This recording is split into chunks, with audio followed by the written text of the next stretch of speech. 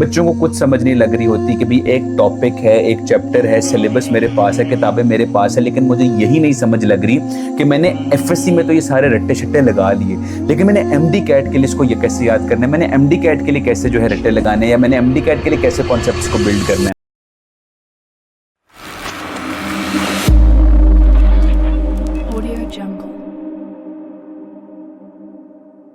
अस्सलाम वालेकुम, मेरा नाम तला अशरफ ज़िया है और आज की वीडियो में मैं आप लोगों के साथ ये डिस्कस करूंगा एक बहुत ही कॉमनली आस्क्ड क्वेश्चन बच्चों का कि आप लोग प्लीज़ ये गाइड करें हमें कि हमने एमडी कैट में पढ़ना कैसे है। एमडी कैट से रिलेटेड इतने र्यूमर्स बच्चों ने सुने होते हैं, इतना बच्चों ने सुना होता है कि बड़ा मुश्किल टेस्ट है, इसका मेरिट इतना है, इसका एग्रीगेट इतना है, बड़े कम बच्चों का एडमिशन होता है, ये है वो है, तो बच्चे बड़े परेशान होते हैं और इस स्ट्रेस की वजह से जो है ना बच्चों को कुछ समझ नहीं लग रही होती कि भाई एक टॉपिक है, एक चैप्टर है, सिलेबस मेरे पास है, किताबें मेरे पास है, लेकिन मुझे यही नहीं समझ लग रही कि मैंने एफएससी में तो ये सारे रट्टे शट्टे लगा लिए, लेकिन मैंने एमडी कैट के लिए इसको ये कैसे याद करना है, मैंने एमडी कैट के लिए कैसे जो है रट्टे लगाने हैं, या मैंने एमडी कैट के लिए कैसे कॉन्सेप्ट्स को बिल्ड करना है। तो आज की वीडियो में आपको एक सिंपल सी टेक्निक बताने की कोशिश करूंगा और उम्मीद करता हूं कि आप लोगों को इस वीडियो का फ़ायदा होगा और आप लोगों को अल्टीमेटली रियलाइजेशन होगी कि it's not that difficult of a task and इंशाल्लाह आप लोग इसको इजीली जो है मैनेज कर सकते हैं। तो सबसे पहले अगर हम लोग बात कर लें कि आप लोगों ने अपनी तैयारी को स्टार्ट कैसे करना है, तो देखिए सबसे पहले आपके पास दो प्री रिक्विजिट्स होते हैं उस चीज़ के। एक ये है कि आपने जो है फॉर एग्जांपल आपके पास सिलेबस होना चाहिए, आपके सिलेबस में तकरीबन सब कुछ ही मेंशन्ड होता है कि आपने कौन सा चैप्टर करना है, उसका कौन सा टॉपिक करना है और उसकी क्या सारी डिटेल्स वगैरह हैं। इसके अलावा आपके पास जो है आपके सिलेबस के अलावा आपकी बुक्स होनी चाहिए, जिस बोर्ड से आपने एफएससी की है उस बोर्ड की बुक्स आपके पास होनी चाहिए। और चूंकि ये national provincial PMDC question bank की बड़ी कॉन्ट्रोवर्सी है इस साल की, तो इसमें हम बच्चों को रिकमेंड करते हैं कि आप लोग फेडरल की बायोलॉजी को भी साथ देख लें, क्योंकि सबसे ज्यादा पंगा जो है वो बायोलॉजी में होता है। बायोलॉजी के नंबर ऑफ एमसीक्यूज भी इस दफा सबसे ज्यादा वेटेज बहुत ज्यादा कर दी गई है, गालबन 45%, 81 एमसीक्यूज आउट ऑफ 180 जो बायोलॉजी के होंगे। तो मेन हमने काम जो अगर उठाना है तो वो बायोलॉजी में करना है। डिफरेंसेस भी जो है बायोलॉजी के अंदर ही देखने को मिलते हैं, एक्स्ट्रा इन्फॉर्मेशन भी बायोलॉजी के अंदर देखने को मिलती है। फिजिक्स केमिस्ट्री अगर आपने अपने बोर्ड की बुक से कर लिया तो मोर और लेस आप पंजाब के हैं, बलूचिस्तान, सिंध, केपी के जहाँ के भी हैं, आपकी फिजिक्स और केमिस्ट्री मोर और लेस वहाँ के लिए सेम ही रहेगी। सबसे पहले अगर आपने तैयारी अपनी स्टार्ट करनी है for example of what ever आप सब्जेक्ट पढ़े हो, बायोलॉजी पढ़े हो, फिजिक्स पढ़े हो, केमिस्ट्री पढ़े हो, आपने सबसे पहले एक टॉपिक को उठाना है। ठीक है, मैं चैप्टर की बात नहीं कर रहा, आपने टॉपिक को उठाना है। फॉर एग्जांपल आपने प्लान किया हुआ है कि जी आज आपने जी फॉर एग्जांपल वेक्टर्स पढ़ने हैं, वेक्टर्स में एक सर्टेन टॉपिक जो आपके सिलेबस में मेंशन्ड है लर्निंग ऑब्जेक्टिव्स के अंदर आपने वो करना है। आपने वो टॉपिक उठाना है और इस पूरे जो आपका टॉपिक है ना उसको एक दफ़ा तसल्ली से पढ़ना है, कोई प्रेशर नहीं लेना, कोई टेंशन नहीं लेनी। एक दफ़ा जैसे आप लोग एफएससी में पढ़ते थे, आप लोगों ने एफएससी में देखे उन टॉपिक्स के रट्टे मारे और वो रट्टा कहीं ना कहीं आपके काम आएगा।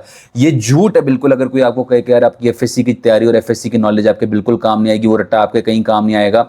आज भी आपके सिलेबस में 70% एमसीक्यूज जो है ना वो लिखा होता है कि जी रिकॉल बेस्ड है। खैर इस दफ़ा तो उन्होंने थोड़ा सा ऊंच नीच कर दिया, उसको बड़ा एक फैंसी वर्ड्स दे के अलग कर दिए, लेकिन रिकॉल बेस्ड एमसीक्यूज आपके सिलेबस में हमेशा रहते हैं। तो आपने जो है हमेशा उस चीज़ का ख्याल करना है और आपने एक टॉपिक उठा लिया जब, तो आपने जो है पूरा चैप्टर करने की तरफ नहीं फोकस करना कि यार आज मैंने पूरा चैप्टर करना। आपके पास इनफ टाइम है, कोई आपको जो है आपके सर पे बंदूक नहीं, आपने आराम से काम हो के कंपोज हो के आपने आराम सुकून से जो अपना काम करना है और आपने जो है एक जो है आपका जो टॉपिक है वो उठा लिया। अब उस टॉपिक को है आपने एक दफ़ा पढ़ना है और आपने उस टॉपिक को फिर एक दफ़ा दोबारा पढ़ना है। 1 से 2 दफ़ा उस टॉपिक को आराम से कौन से तसल्ली से फ्रॉम ए टू जी आपने अकॉर्डिंग टू द सिलेबस आपने पढ़ना है। चाहे वो आपके किसी डायग्राम के नीचे टेक्स्ट लिखा हुआ है, चाहे उन्होंने पैराग्राफ में कुछ लिखा हुआ है, चाहे कोई बॉक्स बनाया हुआ है, आपने कोशिश करनी है कि like sticking to your syllabus guidelines, आपने उस चैप्टर का जो वो टॉपिक है आपने उसको 1 से 2 दफ़ा आराम से सुकून से प्यार से पढ़ना है। और पढ़ना है आपने टेंशन वगैरह या कोई आपने जो है ना उसमें वो मसला नहीं करना। अब अगली चीज़ क्या आ जाती है कि आपने जब वो 2 दफ़ा आराम सुकून से पढ़ लिया ना एक टॉपिक, आपने अपनी बुक को करना है बंद। अब आपने बुक को बंद करके यूं बैठ जाना और आपने सोचना है कि यार मैंने वेक्टर्स पढ़ा था, अच्छा जी वेक्टर्स की डेफिनेशन ये लिखी हुई थी, अच्छा जी उसके नीचे उसके बारे में ये लिखा हुआ था, अच्छा ये डेरिवेशन हो रही थी, ये डायग्राम बना था, डायग्राम के नीचे ये इन्फॉर्मेशन लिखी हुई थी, अच्छा ये मुझे याद आ रहा है, हाँ हाँ ये लिखा। इस तरह से करके आपने एक दफ़ा बुक पढ़ा टॉपिक को, दूसरी दफ़ा टॉपिक को पढ़ा, बुक को बंद किया, अब आप दिमाग में रिवाइज करने लगे, उसी वक्त इंस्टेंट रिवीजन कर रहे हो। तो आप यानी एटलीस्ट 3 दफ़ा जो है उसी वक्त बैठे बैठे मौके पे टॉपिक को पढ़ भी रहे हो, रिवाइज भी कर रहे हो, याद भी कर रहे हो। और आपने जो है ना लाइक दिमाग में आपने एक दफ़ा थोड़ा सा उसकी एक स्केच बनाया कि अच्छा यार ये लिखा हुआ था, ये लिखा हुआ था, ये लिखा था, हाँ यार मुझे याद हो गया। The moment your brain says कि हाँ यार याद हो गया, आपने सेटिस्फाई हो जाना कि अच्छा यार मुझे याद हो गया है। अब आपने क्या करना है कि आपने दोबारा से बुक को खोलना है। अब आपने दोबारा एक दफ़ा उसको रीड करना है, टेंशन नहीं लेनी, स्ट्रेस नहीं लेनी। एक दफ़ा पहले पढ़ा, दो दफ़ा पहले पढ़ा, फिर उसके बाद आपने एक दफ़ा रिवाइज किया दिमाग में कि हाँ मुझे याद हो गया। फिर आपने अपने आप को एक और मौका देना है कि यार कहीं कोई मिस नहीं हो गया, तो आपने फिर से एक दफ़ा उसको पढ़ लेना है। अब उसको पढ़ने के बाद आपने जो है ना एक बड़ी मज़े की टेक्निक ये होती है जिसको हम लोग पिलो टेक्निक कहते हैं।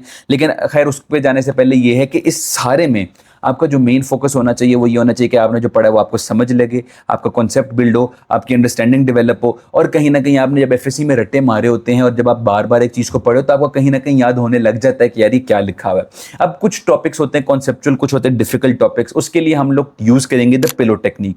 पिलो टेक्निक ये होता है कि आप जिस कमरे में पढ़ रहे होंगे वहाँ पे कोई दीवार होगी, वहाँ पे कोई टेबल होगी, वहाँ पे आपके पास कोई तकिया होगा, आपके पास कोई स्टफ टॉय होगा, कोई भी चीज़ होगी। आपने उसको कंसिडर करना है कि यार ये एक दूसरा स्टूडेंट है। फॉर एग्जाम्पल अगर मैं हूं, मैं एमडी कैट का स्टूडेंट हूं और मेरे पास ये पेन है, मैंने इस पेन को अपने सामने रखना है और मैंने कहना चलो यार पेन मैं तुम्हें जो है ना वेक्टर्स का टॉपिक जो है ना वो पढ़ाता हूं। जो मैंने 2 दफ़ा पढ़ा, एक दफ़ा रिवाइज किया, फिर तीसरी दफ़ा दोबारा पढ़ा, अब मैंने इसको किताब बंद की, मैंने रख दिया। अच्छा बच्चे आज मैं आपको पढ़ाता हूँ वेक्टर्स का टॉपिक। आपने समझना है कि आप खुद जो है एक टीचर हो और आपकी क्लास में ये पेन जो है, ये पिलो जो है, ये जो दीवार है, ये एक स्टूडेंट है। आपने सारा टॉपिक, सारे कॉन्सेप्ट जो कुछ आपने याद किया वो आपने इसको सुनाना है। ये बेस्ट तरीका है आप लोगों की तैयारी का, बेस्ट तरीका है आप लोगों के कॉन्सेप्ट्स को टेस्ट करने का, अंडरस्टैंडिंग को डेवलप करने का।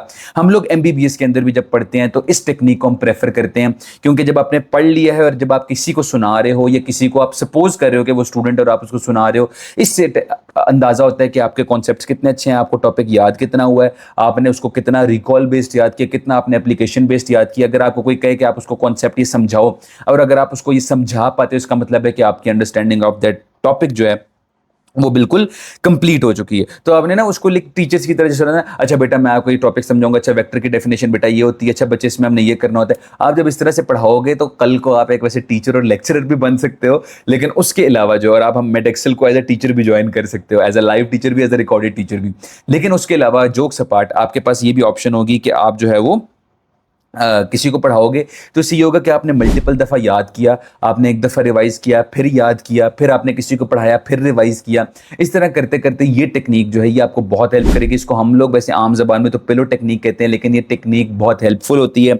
बहुत से बच्चों को जो है ये आपको लाइक हेल्प आउट करती है। इससे आपके कॉन्सेप्ट्स भी बिल्ड रहे होते हैं। ज़रा थोड़ा सा ड्रामेटिक सा भी हो जाता है कि आपने एक बंदे को जो सामने उठा के कहा हाँ यार ये चीज़ को सपोज कर ले कि स्टूडेंट और पढ़ाया, तो ड्रामेटिक होगा तो अल्टीमेटली आपकी जो याददाश्त है वो अच्छी हो जाएगी, स्ट्रांग हो जाएगी। एक ही टॉपिक को जब आपने मल्टीपल दफ़ा किया तो आपका वो टॉपिक जो है वो भी आपको अच्छे तरीके से याद हो जाएगा। अब इसमें बात ये आ जाती है कि हर इंसान के पढ़ने का वक्त और पढ़ने का स्टाइल फ़र्क होता है। ये नहीं है कि मैंने ये टेक्निक बताई है तो ये 100% करेक्ट होगी, लेकिन मुझे उम्मीद है कि आप में से मेजॉरिटी ऑफ द स्टूडेंट्स जो है ना जब इस टेक्निक को फॉलो करेंगे तो आप लोग एक चेंज देखेंगे और आप लोग वाकई आपको अंदाज़ा होगा कि यार ये टेक्निक फॉलो करने से और इस चीज़ से करने से आपने एक तो पहली बात है टेंशन नहीं लेनी। हमारे असल में मसला ये होता है कि हम इतने हसल बसल में होते हैं, वक्त कम है, ये हो गया वो हो गया, यार मैंने ये भी करना है वो भी करना। आराम से कौन सी टेंशन जितनी कम लेंगे उतना आपका माइंड रिलैक्स होगा और आपका माइंड उतना रिसेप्टिव होगा, बजाय कि आपने जो है ना करना शुरू कर देंगे यार ये भी करना है वो भी करना है। आप एक दिन में आराम सुकून से कम चीज़ करो तो वो ज़्यादा फ़ायदेमंद है, जबकि अगर आप वो चीज़ जो है ना 4-5 चीज़ें जो है इकट्ठी ढेर सारी करो और अल्टीमेटली आपको जो उससे कुछ याद नहीं होगा और कुछ गेन नहीं होगा।